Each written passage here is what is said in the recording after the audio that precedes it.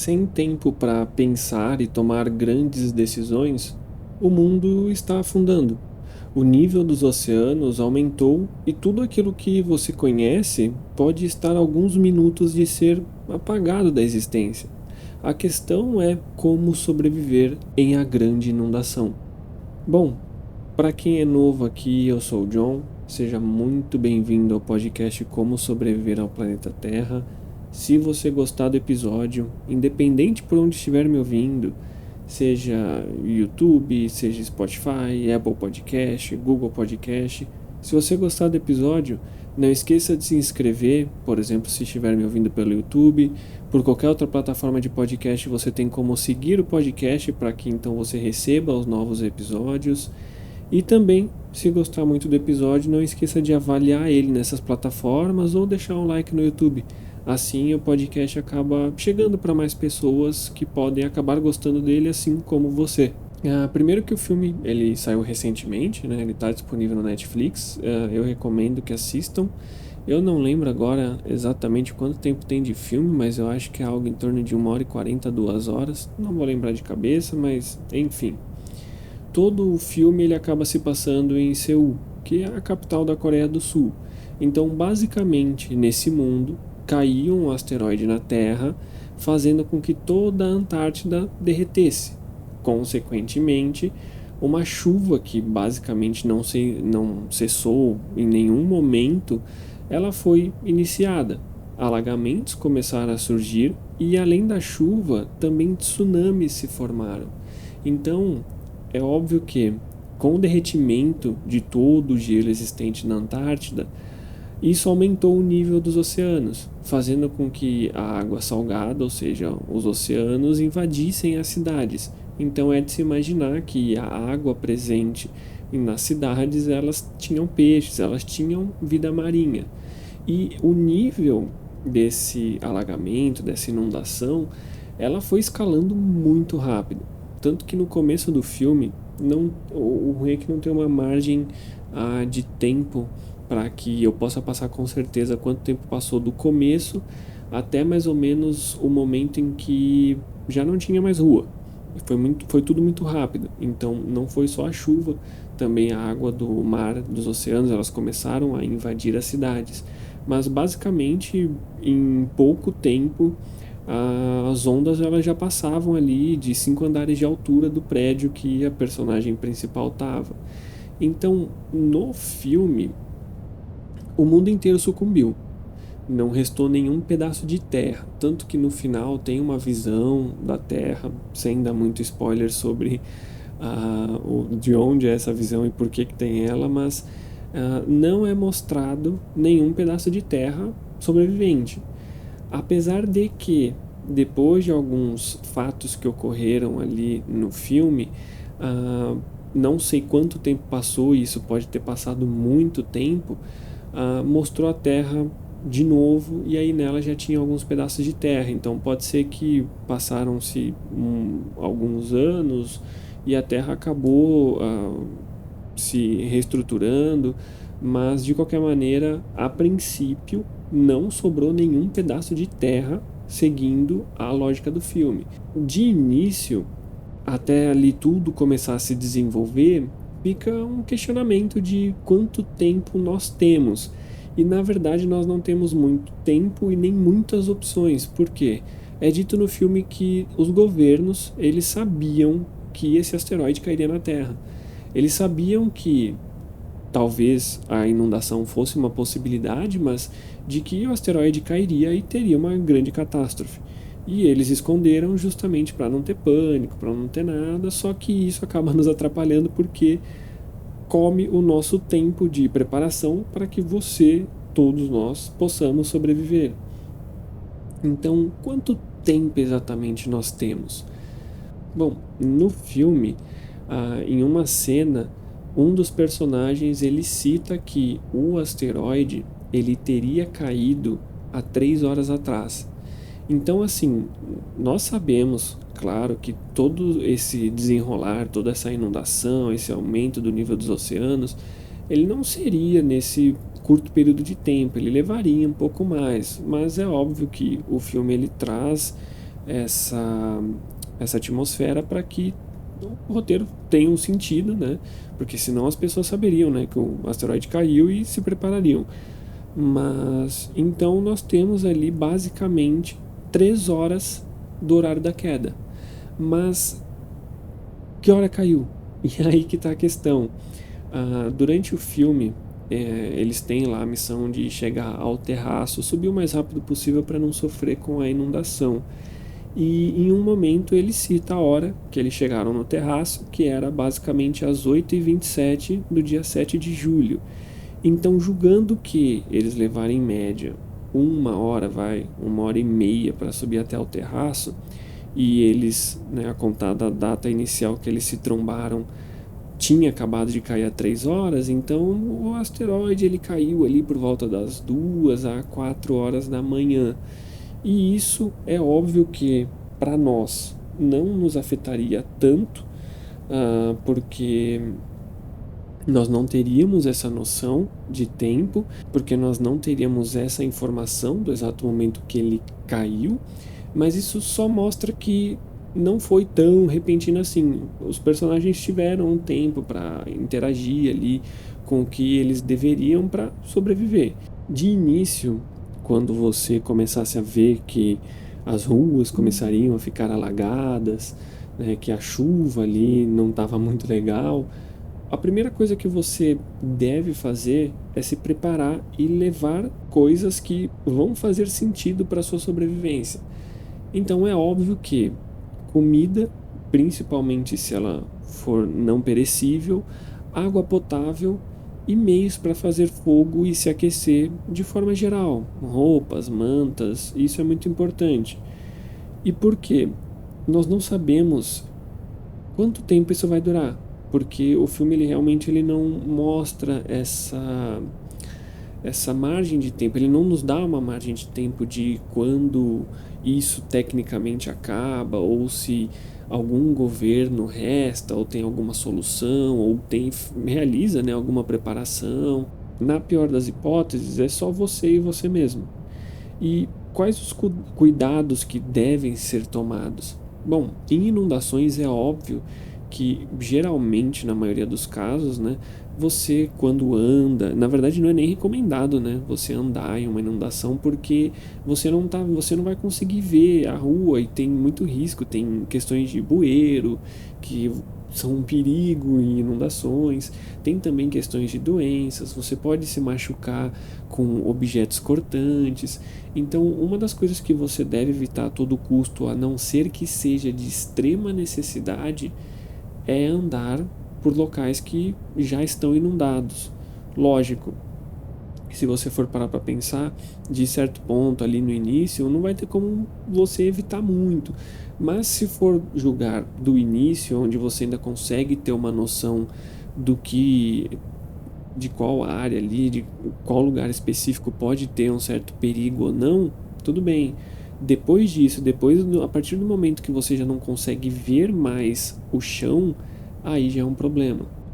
Bom, mas aí acaba que para você sobreviver à inundação, às tsunamis que passam mais de 5 andares de altura, o único meio de ter uma chance é subir para um lugar alto. Acredito até que tecnicamente não tem outra coisa para se pensar, então você teria que subir para o lugar mais alto. Ah, mas John, você disse que quando foi mostrada ali uma visão do planeta Terra do espaço, não haviam mais continentes. Sim, não haviam mais continentes. Eu não sei dizer se era só uma parte ali que a Terra estava no seu movimento de rotação, e aí a gente acaba não tendo essa visão, né, de todos os continentes. Pode ser que ali específico acabou por, né, não ter muita salvação, pode ser que existam outros lugares, existem muitos lugares altos que dificilmente sofreriam mesmo com essa muita ficção da parte do filme.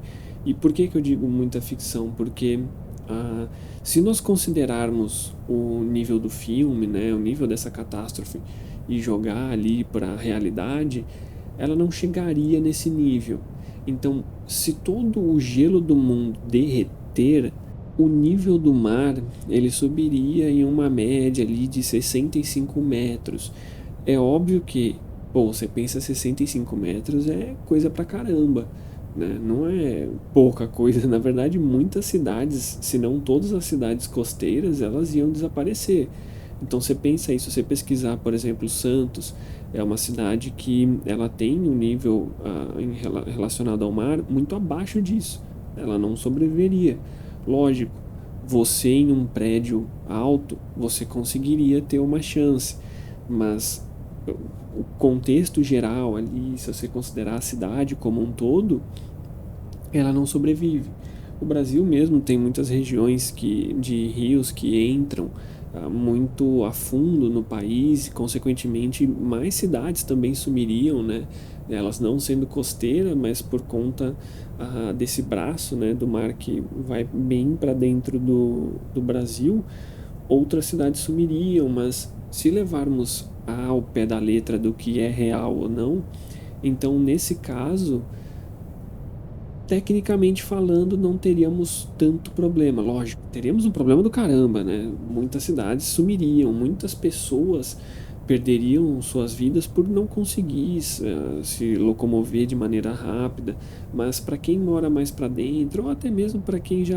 Cidades costeiras também podem ter um alto nível em relação ao mar. Por exemplo, Seul mesmo, a média dela da elevação, né, relacionada ao nível do mar é uma média de 86 metros. Né? Tem locais que tem menos e tem locais que passam de 300 metros. Então, assim, não era a cidade toda que iria sofrer com a inundação, mas ainda assim, esses locais que têm essa, essas elevações menores acabariam que sumiriam do mapa.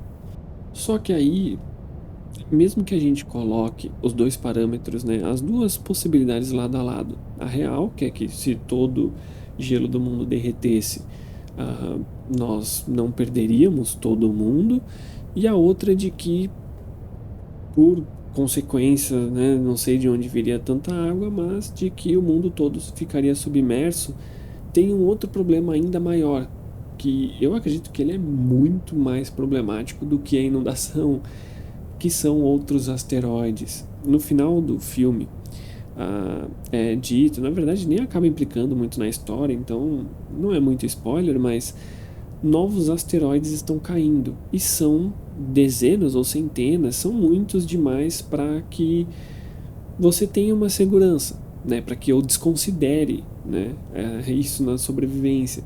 O problema é, o governo sabia deles, sabia, temos a localização onde eles vão cair?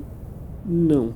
Então eles podem cair pelo mundo inteiro que eu não tenho como saber, você não vai ter como saber porque os meios de comunicação já não vão mais existir ou vão estar de forma bem ruim, bem impossibilitada de passar alguma notícia realmente útil. Se for considerar no cenário do filme, esquece, você realmente não teria como saber. Num cenário mais real, teria como você até ter ali uma noção, mas acredito que nada que poderia ajudar muito, porque tudo foi muito rápido.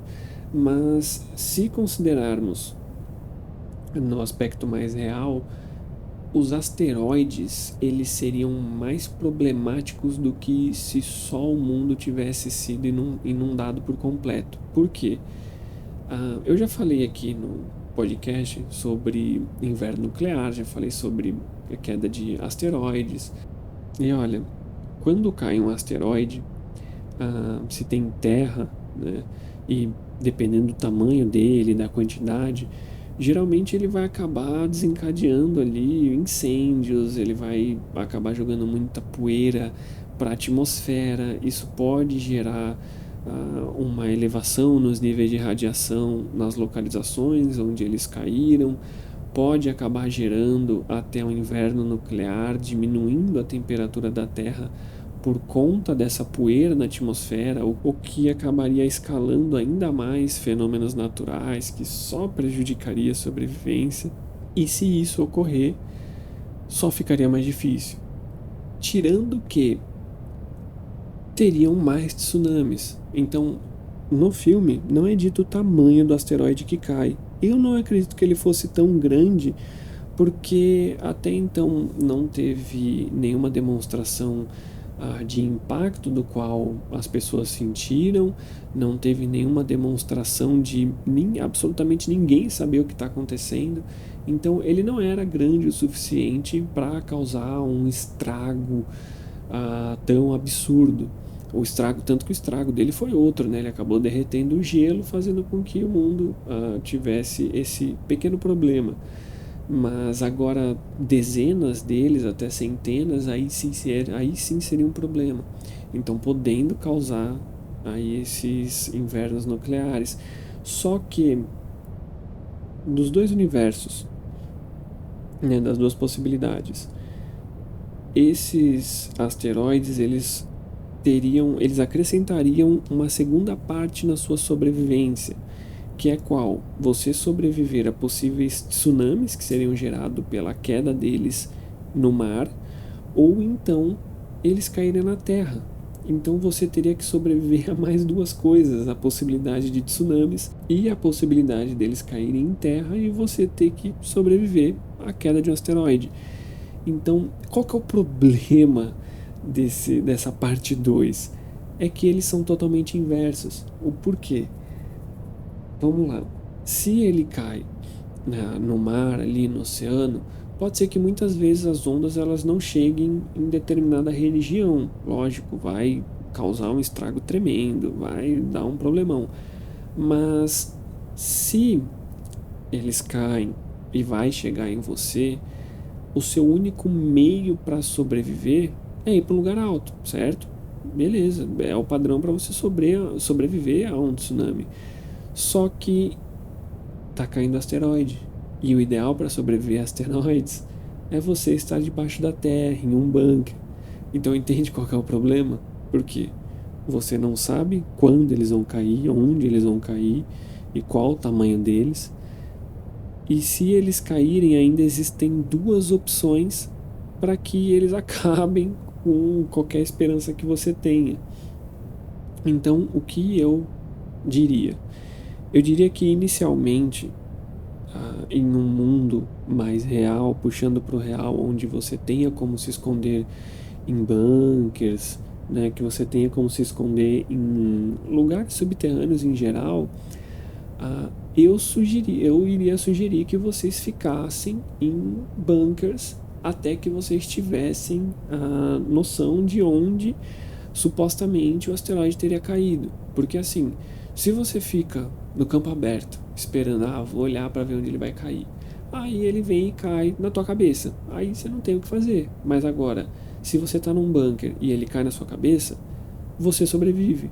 Se você está no bunker e ele cai no oceano, mesmo que vá chegar uma tsunami gigantesca próxima a você, você vai ter ainda um tempo para sobreviver. A tsunami, lógico que vai ser rápida, mas você vai ter a noção, você vai conseguir tomar alguma atitude. E para a sua sorte, para a nossa sorte, eu já falei isso aqui diversas vezes, mas sempre vou ressaltar, durante a Segunda Guerra Mundial, nas grandes cidades, meio que foi decretado pelo então presidente para que alguns prédios que tivessem um determinado tamanho, que eles tivessem abrigos antiaéreos. Então, esses abrigos, na verdade, eles nunca serviram, né? Na verdade, eu acho que hoje em dia quase ninguém tem ciência desses abrigos. E eles funcionam como garagem. Então, sabe quando você vai, sei lá, para uma cidade grande mesmo, tipo, sei lá, você vai para São Paulo, e aí você vê aqueles estacionamentos em prédios muito antigos, e que é aquele estacionamento que, meu, ele tem, assim, uma condição estrutural muito grande. Pode ser que ele era para ser um desses prédios. Consequentemente, você consegue sobreviver a um asteroide. E também, se ele cair na água, e por exemplo, não estou dizendo que o tsunami chegaria em São Paulo, mas vamos supor aí, na pior das hipóteses, que ele chegaria, né? O filme inundou o mundo inteiro, o que é um tsunami chegar em São Paulo? E aí você teria como subir no prédio, né? Teriam muitos lugares para que você subisse e tivesse a proteção. Já serviria. O Brasil não tem essa cultura de bunker, o Brasil não tem catástrofes, né, fenômenos naturais com tanta frequência a ponto de nós termos essa cultura, o que eu acho que de certo ponto é errado por parte do governo, porque a gente viu já que aconteceram muitas inundações, a gente sabe que vira e mexe acontece uma coisa ou outra, só que pro cidadão, eu acredito que está tudo bem ele não ter uma preparação, né? Tecnicamente ele não tem um bunker, ele não tem um método de sobrevivência, porque é algo que tecnicamente não afeta o dia dele e pode ser que ele passe uma vida inteira sem nada disso acontecer. Mas o ponto é que o governo em si teria que julgar isso como uma possibilidade. E julgando isso como uma possibilidade, teriam que existir meios para que o seu povo então sobreviva. Se é para nós sermos tão patriotas, né, lutar pelo nosso país, assim, querer que ele se desenvolva melhor para nossos filhos, filhas, pais, mães, avós, para nós mesmos, enfim. Então o Estado, né, o país, ele tem que devolver, permitindo que nós tenhamos ali uma possibilidade de continuarmos tendo a nossa vida. E eu acredito que isso deveria ser uma coisa a ser considerada. Eu lembro que há muito tempo, eu não lembro que episódio foi, eu fiz um episódio que ele era, acho que, sobre alguma coisa real, não era ficção. Mas eu lembro que eu citei que o governo ele tem um programa que é da Defesa Civil, se eu não me engano, que era um sistema de alerta para quando aconteciam alguns fenômenos naturais, como chuvas muito fortes, vendavais, e eles acionavam a população, só que essa, esse aplicativo, não é um aplicativo, é mais um sistema de alerta, né? Ele só funcionava em locais específicos que tinham muito risco e que também não funcionava muito bem. Eu acho que eu fiz esse episódio, eu tenho quase certeza que eu fiz esse episódio ano passado, 2024, e eu nunca tinha recebido nenhum sinal de alerta. E na verdade, quando eu pesquisei, eu achei até falho, porque ele tinha toda uma documentação detalhada sobre em que caso ele funcionaria, como ele funcionaria. Apesar de também não ter muita utilidade, porque se eles falam para você, vai chegar um tsunami, você vai fazer o quê, pô? Né? Você vai fazer o quê? Não te explica o que fazer. Só fala, ó, vai chegar um tsunami. Pronto. É isso. Voa. Mas assim, de uns tempos para cá, eu acho que mais ou menos da metade desse ano, um pouquinho antes talvez, eu comecei a receber alerta. Então, não sei se é esse sistema, mas assim, é a mesma ideia. E aí eu comecei a receber esses alertas, inclusive hoje estava chovendo bem forte. E já estava chovendo, na verdade, eu recebi o alerta, isso não adiantou muito. Mas assim, existe. Então, teria como melhorar toda essa questão para que o povo possa sobreviver, né? Se nós ajudarmos muito o nosso país, tem que ter algum retorno, né?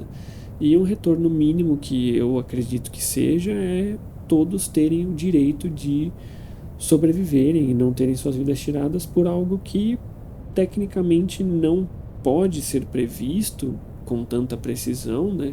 Julgando assim para o alto, mas que se ocorrer as pessoas tenham como se proteger. É o mínimo, né? Mas bom, de tudo isso leva para uma outra questão de que se o mundo realmente inundou, não tem mais nada, não tem mais terra, não tem absolutamente nada. Se nós nos colocarmos na situação completa do filme, não tem muito para onde se esconder, né? Como eu disse na cena final lá, que mostra o planeta, a única forma de sobreviver nesse caso seria tentar a sorte com um barco, um navio e sobreviver no oceano. Comida, tecnicamente, não seria um problema, porque você conseguiria se alimentar ali de frutos do mar, peixes, enfim. Lógico, né? Demandaria uma habilidade de pesca, mas dá para se virar. É melhor do que não ter possibilidade nenhuma. Só que assim, ainda existe o problema dos asteroides, e aí correria o risco de você acabar sendo pego por uma tsunami em alto mar por conta de um asteroide. No fim, tudo na vida, se você parar para pensar, analisar um pouquinho, depende de um pouco de sorte. Por mais que você esteja preparado para toda e qualquer situação, se você não tiver um pouquinho de sorte para que tudo vá minimamente de acordo com o que é necessário para que então você consiga realizar as suas previsões, você não sobrevive. Então, bom, de final, né, do problema total do filme que o filme nos apresenta, como derreteriam todas as camadas de gelo, todo o gelo do mundo, principalmente que eu coloquei aqui para trazer mais um aspecto de realidade, a temperatura média do planeta subiria. Então isso é óbvio que iria acarretar em outros fenômenos, teriam diversos outros problemas. Então, de todo modo, se pensarmos em um mundo onde não existe mais gelo, o problema em si não seria nem sobreviver à inundação, seria sobreviver ao pós, porque com a temperatura subindo, fenômenos acontecendo, isso acarretaria em diversas coisas, como poderia ter falta de alimento, recursos básicos.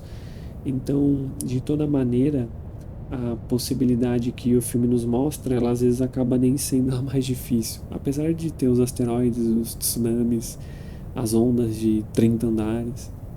Mas bom, de qualquer maneira, esse foi o episódio de hoje. Eu espero que vocês tenham gostado. Esse episódio ele vai sair na quarta-feira, dia 31/12. Vai ser o último episódio do ano. Consequentemente, aqui vai meu feliz ano novo para vocês. Eu espero que vocês tenham passado um ótimo Natal. Espero que, se não foi ótimo do jeito que você imaginou, que no próximo ano então você consiga, né?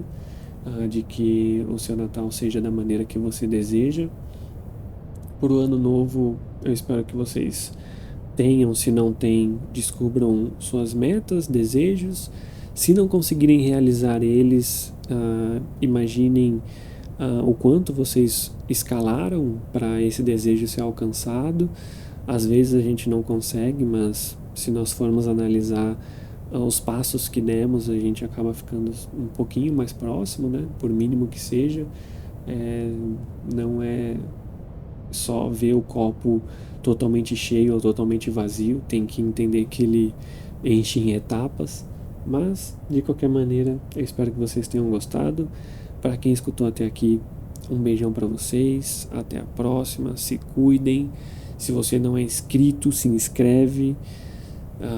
Avalie o podcast. De qualquer maneira, até a próxima. Um beijão para vocês.